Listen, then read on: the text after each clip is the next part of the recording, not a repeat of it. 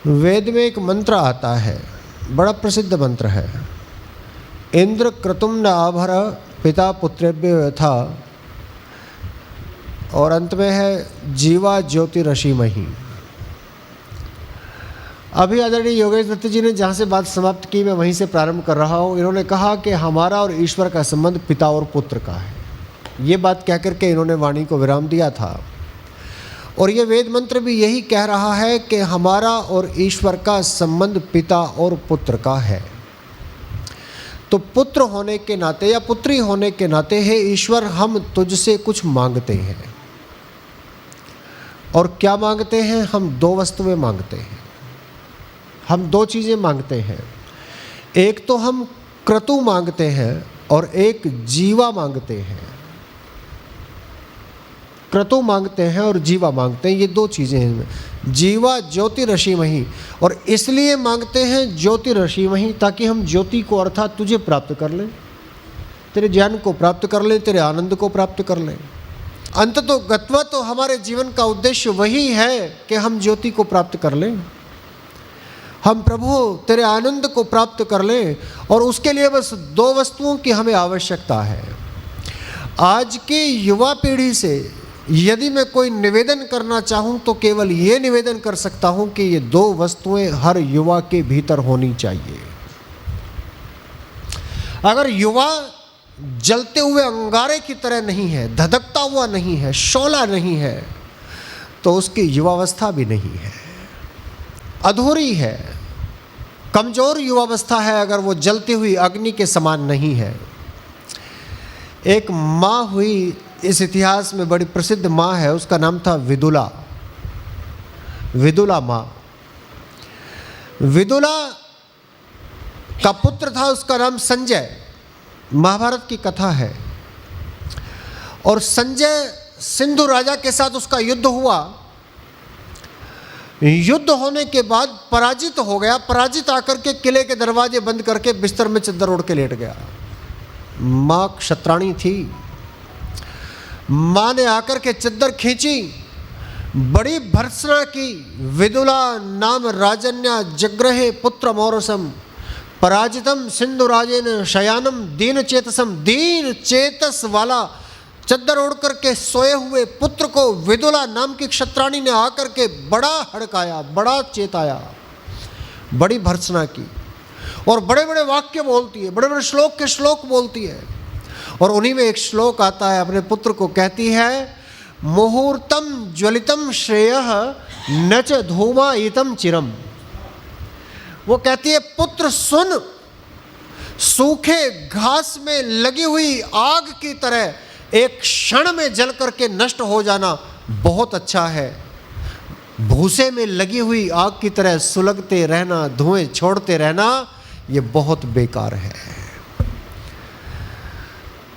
जीवन हो तो ऐसा हो कि घास के तिनकों में लगी हुई आग की तरह एकदम धधक उठे, सूखे घास में लगी हुई आग की तरह एकदम धधक उठे, पल भर में या तो इधर कर दे काम को या तो उधर कर दे काम को।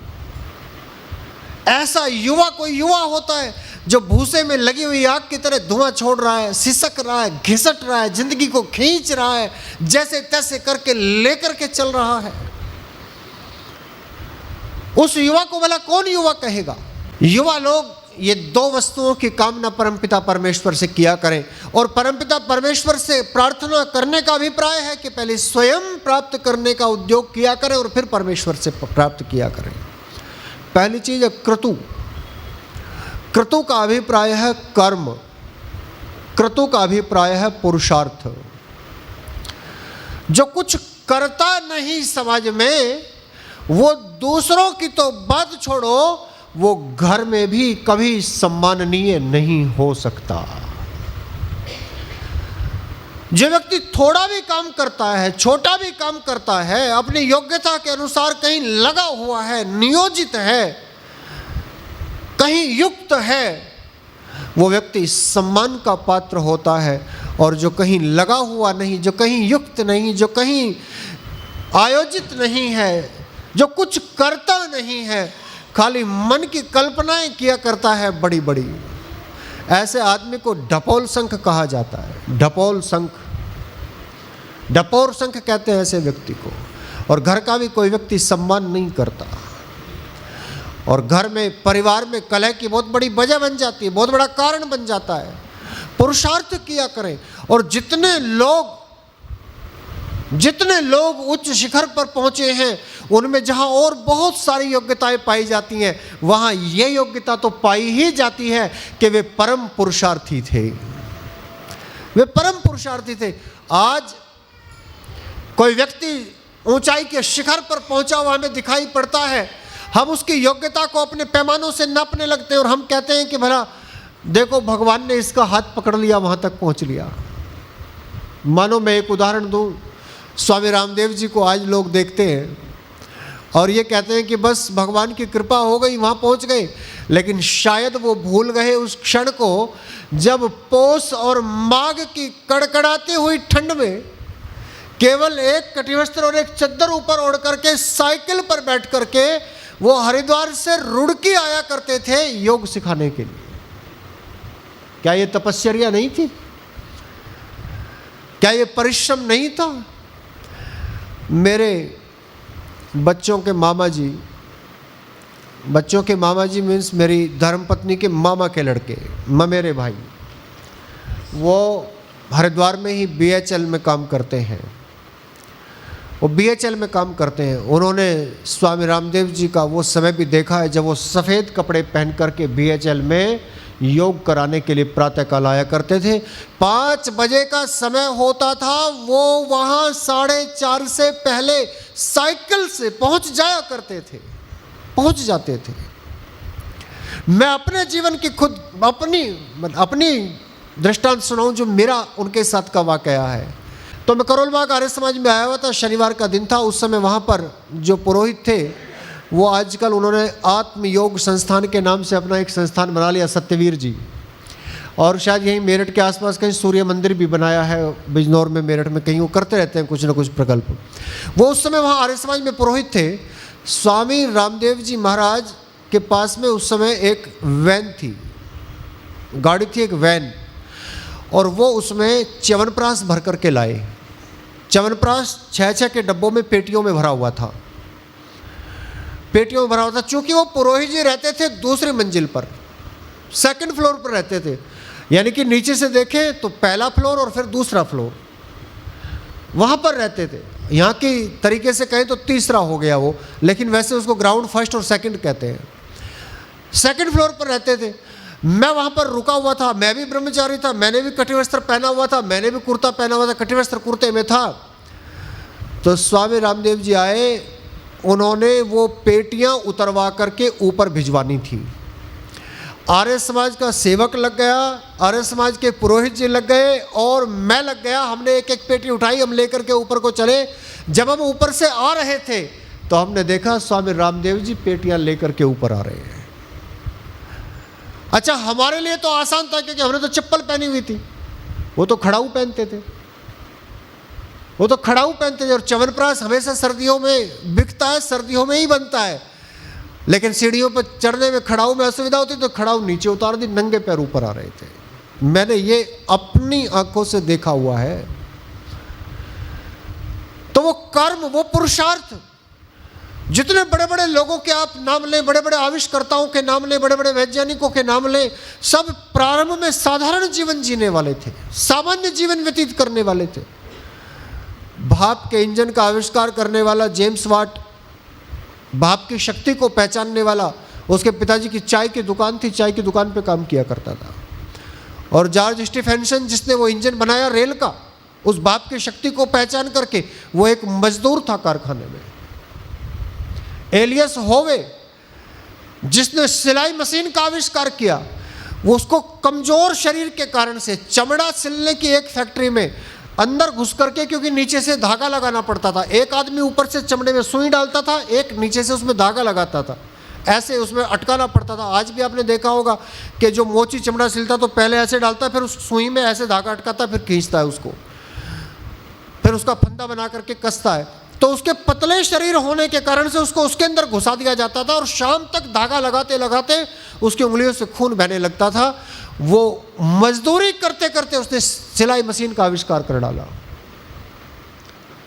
हेनरी फोर्ड, जिसके नाम से आज फोर्ड की गाड़ियाँ, फोर्ड के ट्रैक्टर, फोर्ड के न जाने क्या क्या क्या क्या फोर्ड के नाम से बिकता है, जो प्रसिद्ध औद्योगिक कंपनियों में से पूरी दुनिया में एक है, वो हेनरी फोर्ड एक लोहार का बालक था, लोहार, और जाकर के फैक्ट्रियों में मजदूरी किया करता था। मशीन सुधारनी सीखी उसने वहाँ पर, और बाद में मशीन बनानी शुरू की, और बाद में अपनी गाड़ियाँ बनानी प्रारंभ कर दी।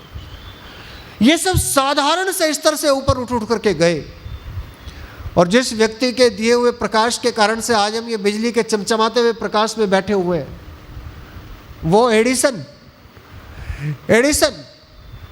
कभी रेलवे में अखबार बेचे उसने, रेलवे स्टेशन मास्टर की बेटी को बचाया रेल के नीचे आने से, तो उसने उसको एक प्रयोगशाला बनाने के लिए एक डब्बा दे दिया, उस डब्बे में रखा, प्रयोग करने लगा, उसमें आग लग गई, उसको वहां से भगाया गया।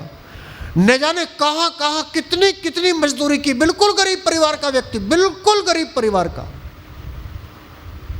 लेकिन ये सब उच्च शिखर तक पहुंचे। किस कारण? केवल अपने परिश्रम के कारण, केवल अपने पुरुषार्थ के कारण। कर्म करते रहे, कर्म करते रहे, यही तो हमारा संदेश है। कुर्वन्ने वेह कर्मणि जिजीविषेत् शतम समाह।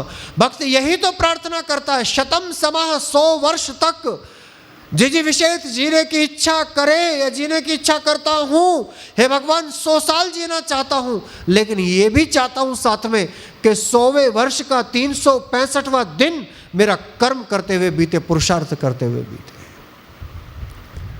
और ऐसा एक उदाहरण तो आज के समय में, जिसकी बड़ी अमिट छाप मेरे हृदय पर पड़ी है, और आप सब भी जो लोग बहुत धर्म के मामले में रिजिड हैं, बहुत ज़्यादा पूर्वाग्रही हैं धर्म को लेकर के, वे लोग भी एक व्यक्ति के सामने श्रद्धा से सिर झुकाते हैं, डॉक्टर अब्दुल कलाम आज़ाद।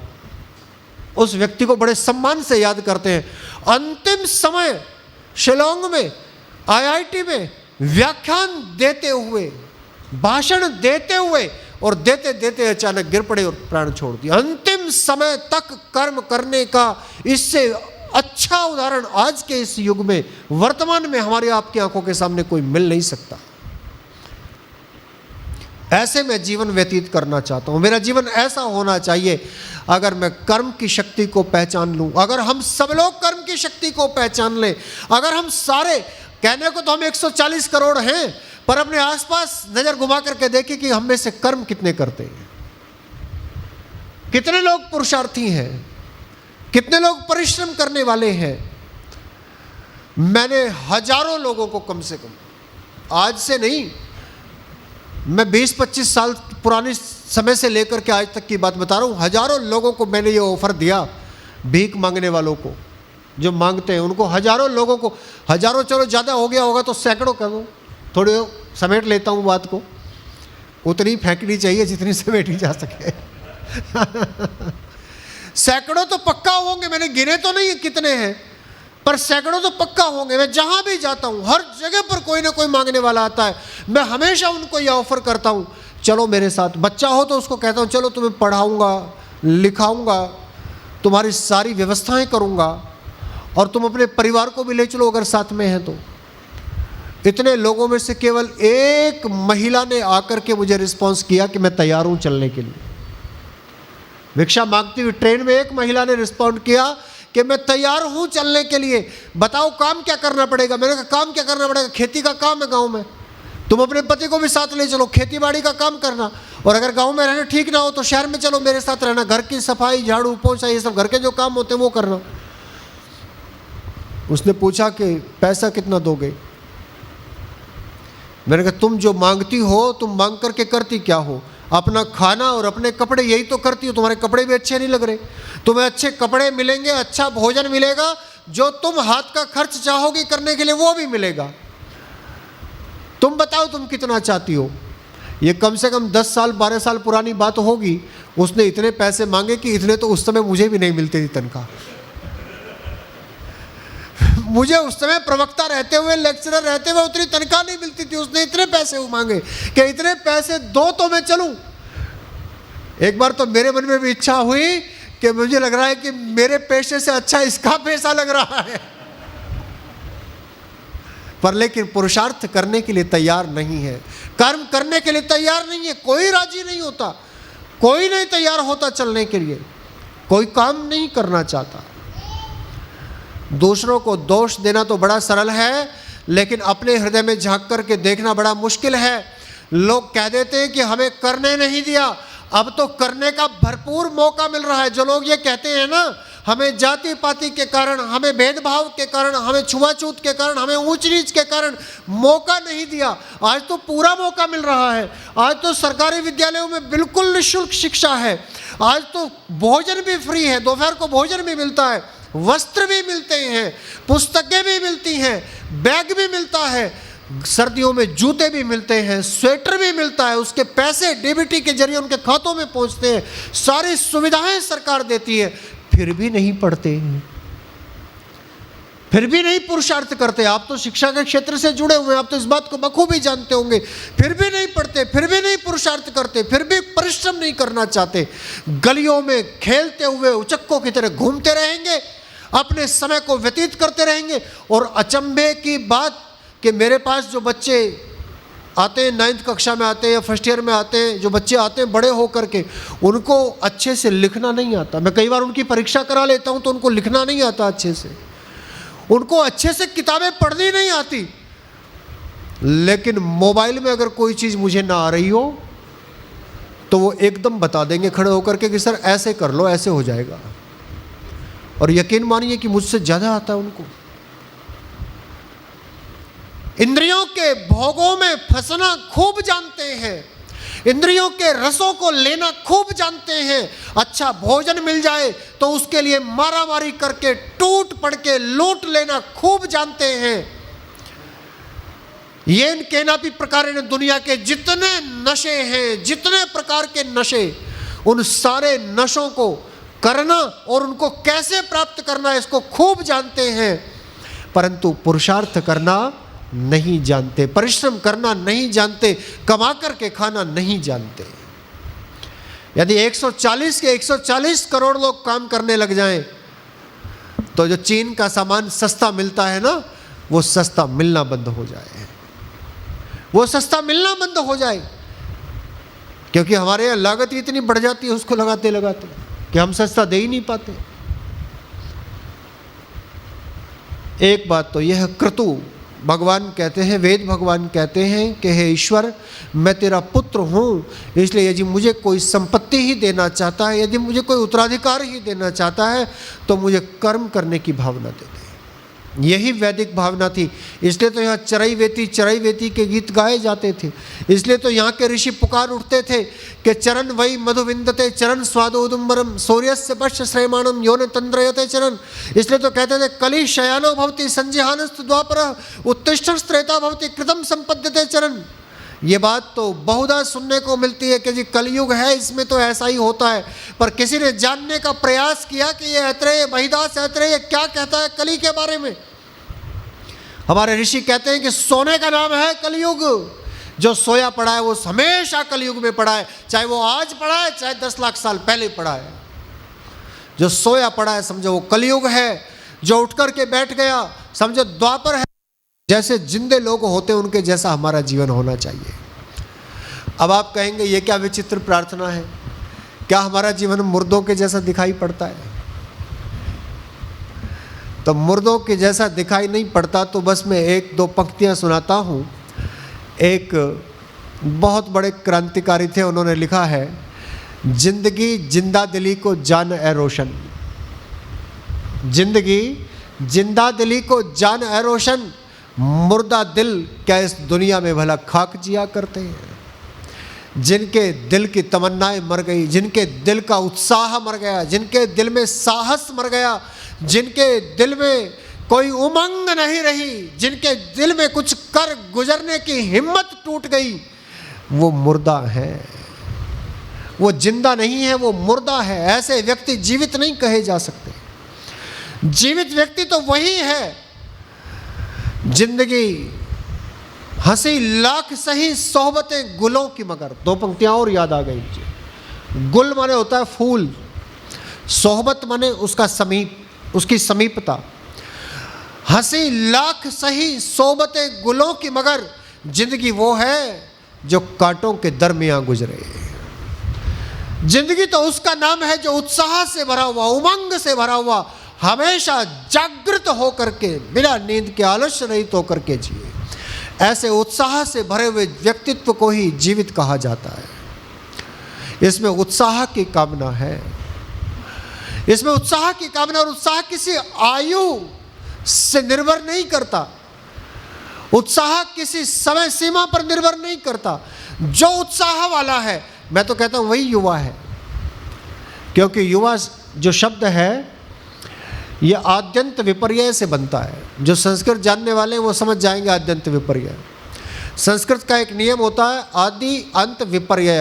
आदि को अंत में, अंत को आदि में ले जाओ, अर्थात पहले अक्षर को उठा के पीछे रख दो और पिछले अक्षर को उठा के आगे रख दो, तो ये युवा शब्द बनता है। तो बताओ किस शब्द से बनेगा? युवा को करो उल्टा, जिससे आद्यंत विपर्यय होता है, ये वायु से बनता है। युवा मिट्टी की तरह नहीं होता, युवा पत्थर की तरह नहीं होता, युवा वायु की तरह होता है, गतिमान, सदैव चलने वाला, सदैव आगे बढ़ने वाला, सदैव ऊपर को उठने वाला, सदैव उन्नति करने वाला, उसी का नाम तो युवा है। और वो तब हो सकता है जब व्यक्ति का हृदय शौर्य से भरा हो, पराक्रम से भरा हो, साहस से भरा हो, उत्साह से भरा हो, वो तभी हो सकता है। दूसरी चीज जो इस वेद मंत्र में युवा मांगता है, वो कहता है कि मेरे दिल को उत्साह से भर दे, मैं उत्साह के साथ जीवन जीना चाहता हूं। अगर उत्साह मेरे भीतर नहीं रहा तो मेरा जीवन अधूरा हो जाएगा, मैं जीवित नहीं रह पाऊंगा, मैं युवा नहीं रह पाऊंगा, जिंदा रहा भी तो फिर युवा नहीं रह पाऊंगा। इसलिए मैं उत्साह के साथ जीना चाहता हूं। बहुत सारे लोगों का जीवन इसका प्रमाण है। बहुत सारे लोगों के बारे में आपने सुना भी होगा, बहुत सारे लोगों के बारे में नहीं भी सुना होगा। मैं तो पढ़ता रहता हूँ, सुनाता भी रहता हूँ। आपने सुना हो एक सूफी अम्बा प्रसाद के बारे में, शायद बहुत सारे लोगों ने इनका नाम ना सुना हो। सूफी अम्बा प्रसाद, सेठी जी आदि एक आदमी पढ़ लिया हो तो बात अलग है। सूफी अम्बा प्रसाद मुरादाबाद के रहने वाले थे और 1858 में इनका जन्म हुआ था। जन्म से इनका दाहिना हाथ नहीं था और ये मजाक में एक बात कहा करते थे, जब भी कोई इनसे पूछता था कि आपका दाहिना हाथ नहीं है, जन्म लेते हुए असावधानीवश कट गया या क्या हो गया है तो पता नहीं, लेकिन यहाँ से ऊपर हाथ नहीं था इनका जन्म से। तो ये कहा करते थे मेरा जन्म 1858 में हुआ था। 1857 में मैं तात्या टोपे की सेना में अंग्रेजों के साथ लड़ रहा था, तो तलवार से मेरा हाथ कट गया। भगवान ने मुझे मनुष्य का जीवन तो दे दिया पर मेरा हाथ वहीं पड़ा रह गया। ये मजाक में कहा करते थे। अम्बा प्रसाद मुरादाबाद के रहने वाले थे। इनके पिता गुमास्ते थे, वकील के गुमास्ते, जैसे मुनीम होते उस तरह के। तो पढ़ने की सुविधा हो गई, खूब ऊंची पढ़ाई की, वकालत पास कर ली इन्होंने। और वकालत पास करना उस समय बड़ी ऊंची डिग्री माना जाता था, बड़ा नोबल प्रोफेशन था। आज भी अच्छा प्रोफेशन है, अगर हापुड़ वाली घटना को छोड़ दें तो। बस हापुड़ में अभी हुई घटना, उसको छोड़ दें तो आज भी अच्छा प्रोफेशन है। आज भी वकील को ही नहीं कहता, वकील साहब ही कहते हैं, सब वकील साहब कहा जाता है। तो सूफी अम्बा प्रसाद के पास में उनके पिताजी ने कहा कि अब वकालत करो। तो उन्होंने कहा नहीं, मैं वकालत नहीं करूंगा, मैं लेखन करूंगा। एक पत्र निकालने लगे वहां से। तो सूफी अम्बा प्रसाद ने कहा मैं लेखन करूंगा, मैं समाचार पत्र निकालूंगा। एक समाचार पत्र निकालना शुरू किया। समाचार पत्र निकालना शुरू किया तो देशभक्त थे, देशभक्ति से परिपूर्ण लेख लिखे। पहले 1 वर्ष पूरा होने से पहले ही अंग्रेज सरकार ने गिरफ्तार कर लिया। गिरफ्तार करके जेल भेज दिया। 1.5 साल की सजा हुई। 1.5 साल की सजा काट करके आए, दोबारा फिर शुरू कर दिया, फिर छापना शुरू कर दिया। दूसरी बार तो 1 साल भी नहीं छाप पाए, मुझे लगता है 3 या 4 पत्र छापे, बस थोड़े से पत्र छापे। उसी बीच में फिर गिरफ्तार कर लिया एक लेख को लेकर के, और 6 वर्ष की सजा हुई। 6 वर्ष के लिए जेल भेज दिया। उसके बाद वहां से आए, प्रसिद्ध तो हो गए बहुत। जब जेल गए, 6 वर्ष की सजा लेखन के ऊपर हुई, बहुत प्रसिद्ध हो गए। वहां से आने के बाद कई स्थानों पर घूमे और लाहौर चले गए। लाहौर में सरदार भगत सिंह के चाचा जी अजीत सिंह जी के साथ मिलकर के, मिलकर के लाहौर से फिर एक पत्र छापा। तो सरकार ने वारंट जारी कर दिया और दोनों अजीत सिंह जी और अम्बा प्रसाद जी दोनों भारत से बाहर करके अफगानिस्तान से ईरान पहुंच गए। ईरान में अपने ज्ञान के द्वारा, अपने योग के द्वारा ऐसा मजमा जमाया ऐसा ध्यान लगाया कि लोग उनको सूफी कहने लग गए, उनका नाम पड़ गया सूफी अंबा प्रसाद। लेकिन ब्रिटिश सरकार तो पीछे लगी हुई थी। 1917 में ब्रिटिश सरकार के लोगों ने घेर लिया ईरान के अंदर और एक हाथ से पिस्तौल से गोलियां चलाते हुए पकड़े गए। पकड़े जाकर के फांसी की सजा हुई। जिस दिन फांसी लगने वाली थी उससे पहले अपनी कोठरी में ऐसे ध्यानावस्थित मिले, और जब ध्यानावस्थित उनको हिलाया गया तो पता चला कि योग के द्वारा अपने शरीर से प्राण पहले ही निकाल चुके हैं, मृत शरीर पड़ा हुआ मिला। कभी सुना है ऐसे ऐसे भी देशभक्त इस देश में हुए हैं? कभी सुना है? अरे मेरठ की धरती में रहते हो, कभी विष्णु शरण दुबलिश के बारे में भी सुना है? विष्णु शरण दुबलिश, चंद्रशेखर आजाद, जब यह असेंबली में बम फेंका जाना था, उसको बम बनाने के लिए पैसे की जरूरत थी, तो यह मेरठ आए थे धन इकट्ठा करने के लिए।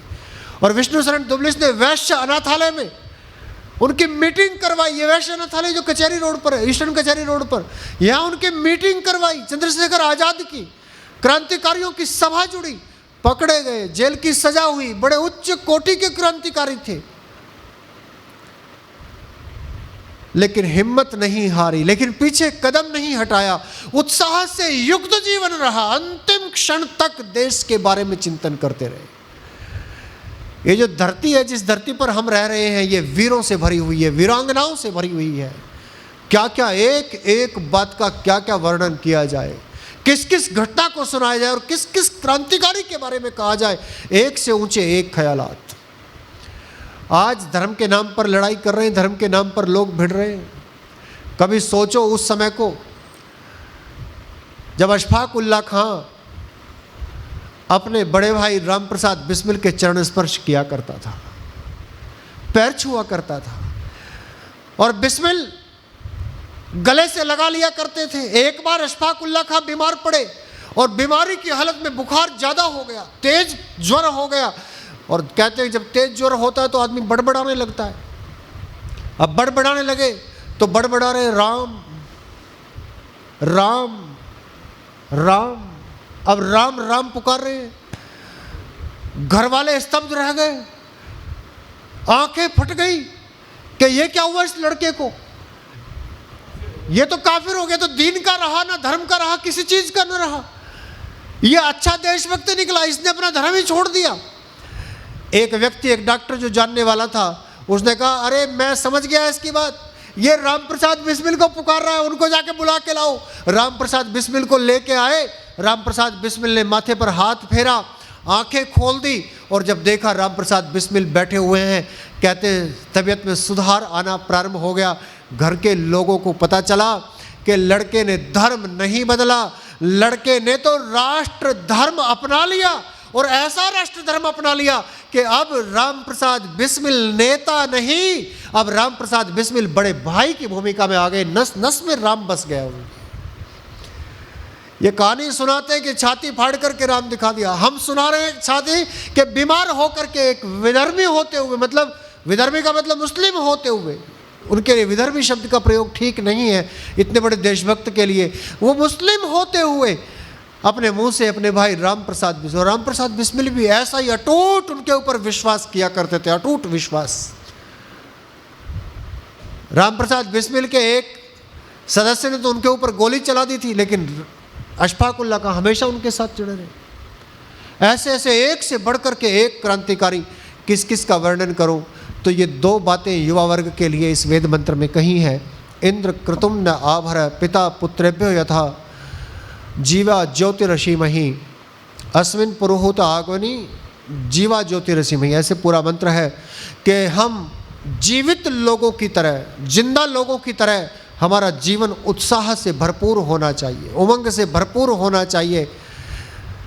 दिल में कुछ ऐसे ख्यालात होने चाहिए कि मर मिटने की तमन्ना हो, अपने देश के लिए, अपने धर्म के लिए, अपने राष्ट्र के लिए, अपनी संस्कृति के लिए जब आवश्यकता पड़े तो हम अपना सर्वस्व भी समर्पित कर दें। ऐसे ख्याल मन में हो तो तब व्यक्ति युवा कहलाता है। ये दो बातें व्यक्ति को युवा बनाती हैं, वो पुरुषार्थी हो और वो उत्साही हो। अगर ये दो बातें होंगी तो वो व्यक्ति युवा कहलाएगा। इस युवा सम्मेलन में राष्ट्र की जीवनी शक्ति, जब ऐसे युवा होते हैं ना, वही राष्ट्र की जीवनी शक्ति का काम करते हैं, वही राष्ट्र को जीवन प्रदान करते हैं। मैं युवाओं से आग्रह करूंगा कि यदि आप भी अपने राष्ट्र को जीवित और जागृत करना चाहते हैं तो पुरुषार्थी रहें, एक पल भी बेकार अपना न बितावें और उत्साह से भरे रहें, उमंग से भरे रहें। 100 से अधिक देशों में देखा जाने वाला सर्वाधिक लोकप्रिय और सबसे अधिक फॉलोअर्स के साथ पूरी दुनिया में आर्य समाज के विचारों का प्रचार करने वाला एकमात्र चैनल वैदिक प्रचार।